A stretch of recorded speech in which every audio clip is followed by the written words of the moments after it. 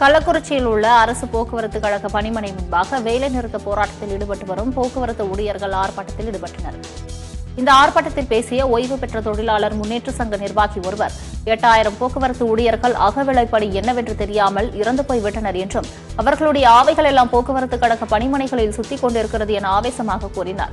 மேலும் இன்று பேருந்து ஓட்டும் ஊழியர்களே அந்த ஆவைகள் உங்களை சும்மா விடாது என்றும் ஒவ்வொரு பேருந்திலும் தங்களுடைய ரத்தம் இருக்கிறது என வேதனை தெரிவித்தார்.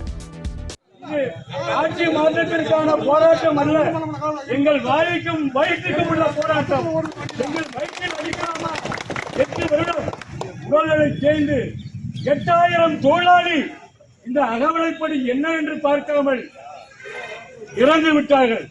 அவர்களுடைய ஆவியெல்லாம் இங்கேதான் சுற்றிக் கொண்டிருக்கிறது. வண்டி ஓட்டும் தோழர்களே, உங்களை சும்மா விடாத அந்த ஆவி. நாங்கள் உங்களை கேட்டுக் கொள்வதெல்லாம் இன்றைக்கு எங்களுக்கு என்ன நிலையோ அதுதான் உங்களுக்கு.